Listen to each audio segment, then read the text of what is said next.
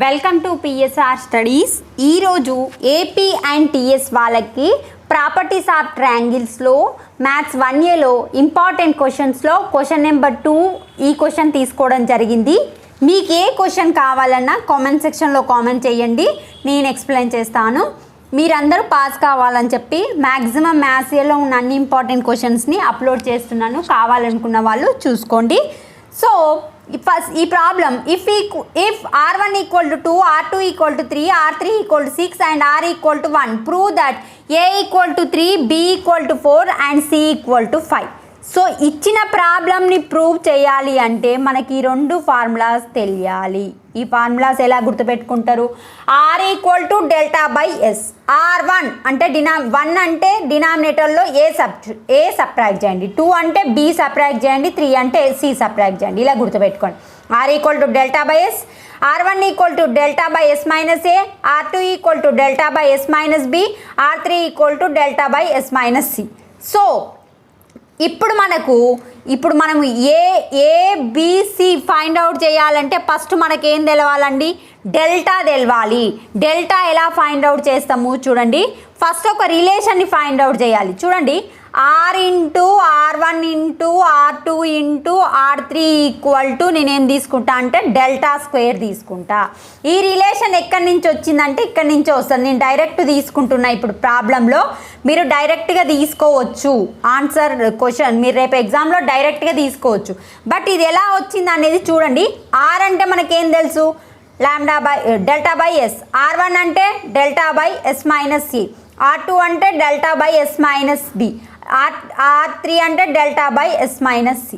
So డెల్టాలు ఎన్నిసార్లు ఉన్నాయండి న్యూమరేటర్లా? 4 టైమ్స్ కనుక delta power 4. S into s minus a, s minus B, yes minus c. చూడండి, రూట్ ఉంటే డెల్టా రాసుకుంటాం, ఇక్కడ రూట్ లేదు కదా, అంటే ఇక్కడ ఏమొచ్చినట్టు?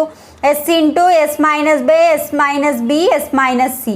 అంటే దీన్ని ఏం రాసుకోవచ్చు? డెల్టా పవర్ 4 బై దీని వాల్యూ డెల్టా స్క్వేర్ అని రాసుకోవచ్చు. ఎందుకు డెల్టా ఈక్వల్ టు ఇది అంటే రూట్ క్యాన్సల్ కావాలంటే square. So delta square, delta power 4 by delta square. 4 times ఉంది, 2 టైమ్స్ కట్ అయితే ఎంత వస్తుంది? 2 టైమ్స్. సో ఈ విధంగా మనకు వస్తుంది. మీరు డైరెక్ట్గా తీసుకోవచ్చు. సో ప్రాబ్లం ఎక్కడి నుంచి స్టార్ట్ చేస్తారు? ఇక్కడ నుంచి స్టార్ట్ చేయండి. r into r1 into r2 into r3 equal to delta square.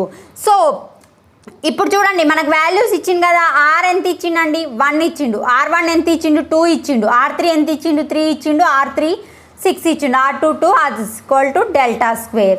So r ఒంట్ల 12, 12 ముళ్ళ 36 equal to delta square.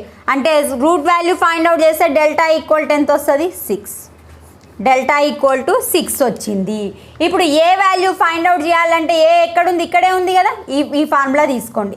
r1 equal to delta by yes minus A.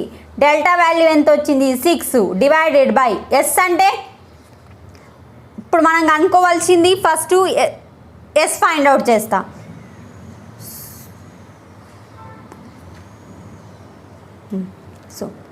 Sorry, first ఇంతకన్నా ముందు s find out చేయాలి అంటే r equal to delta by s. r అంటే value ఎంత ఇచ్చిండు? 1 equal to 6 by s అంటే s equal to 6 వస్తుంది. So next ఏబిసిల వాల్యూ ఫైండ్ అవుట్ చేయండి. r1 ఈక్వల్ టు ఫార్ములా ఏంది? Delta by yes minus A. r1 అంటే వాల్యూ మనకి ఎంత ఇచ్చిండు? 2 ఈక్వల్ టు డెల్టా వాల్యూ ఎంత వచ్చిందండి? 6. ఎస్ అంటే మనకు కూడా 6 వచ్చింది. మైనస్ ఏకి ఏ క్రాస్ మల్టిప్లికేషన్ చేస్తే 2 into 6 minus A equal to 6. 6 2 12 minus 2a equal to 6. So 2a అనేది ఇక్కడ పోతే ఏమవుతుంది? 12 ప్లస్ 6 ఇక్కడ వచ్చేస్తే minus 6 equal to minus 2a ఇక్కడ పోతే ప్లస్ 2a. ఇది ఇక్కడ వస్తే మైనస్, ఇది ఇక్కడ పోతే ప్లస్. సో 12 మైనస్ 6 అంటే ఎంత వస్తుందండి? 6 ఈక్వల్ టు 2a అంటే a ఈక్వల్ టు ఎంత వచ్చింది మనకు? 3 వచ్చింది.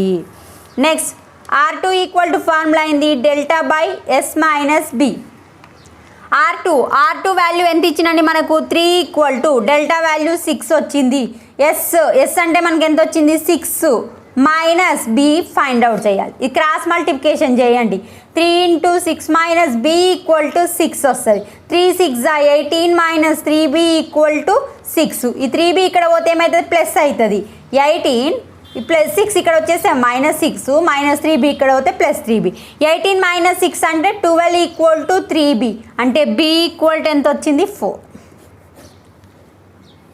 నెక్స్ట్ సేమ్ అదే విధంగా R3 = δ/s - c. R3 value ఎంత ఇచ్చిండు 6 = డెల్టా ఎంత వచ్చింది మనకి 6 divided by 6 - c. Cross multiplication చేస్తే 6 × 6 - c = 6. So 6 6 36 - 6c = 6. So 6c ఇక్కడ పోతే ప్లస్ అవుతుంది, +6 ఇక్కడ వస్తే -6 = 6c. సో ఇక్కడ ఏమొస్తుంది 30 = 6c, c = 5. 6 × 5 = 30 కదా. సో ఇప్పుడు మనకి a = ఎంత వచ్చిందండి, a = 3, b = 4, c = 5 మనం ప్రూవ్ చేసాం కదా. సో ఫస్ట్ ఈ ప్రాబ్లం చేయాలంటే మీకు ఏం తెలవాలి, మీకు ఈ ప్రాబ్లం తెలియాలి అంటే ఈ ఫార్ములా తెలవాలి. R = δ/s, R1 = δ/s - a, R2 = δ/s - b, R3 = δ/s - c. Actual delta అంటే ఏంది √s × s - a, s - b, s - c. So first ఇది నేను డైరెక్ట్గా తీసుకుంటున్నా ఈ ప్రాబ్లంలో. ఎందుకు R1 R2 R3 ఇచ్చినప్పుడు ఈ ఫార్ములా తీసుకోవాలి. R × R1 × R2 × R3 = δ². ఇది ఎట్లా వచ్చింది అంటే ప్రూఫ్ ఇక్కడ ఉంది చూసుకోండి. సో అప్పుడు 1 × 2 × 3 × 6 = δ². δ² = 6 అంటే డెల్టా = 6 వచ్చింది. ఇప్పుడు మనకు ఎస్ వాల్యూ ఫైండ్ అవుట్ చేయాలంటే ఫస్ట్ రిలేషన్ ప్రకారం R = δ/s. R అనే వాల్యూ 1 ఇచ్చింది కనుక 1 = 6/s అంటే క్రాస్ మల్టిప్లికేషన్ చేస్తే 1 × s అంటే ఏమవుతుంది s = 6. నెక్స్ట్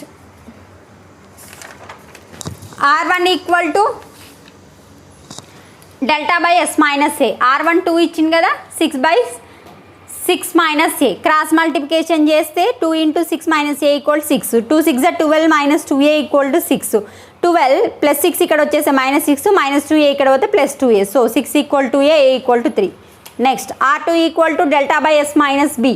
సో R2 అంటే 3 ఇచ్చింది కనుక 3/6 - c. క్రాస్ మల్టిప్లికేషన్ చేస్తే 3 × 6 - b = 6. 3 6 18 -3b = 6.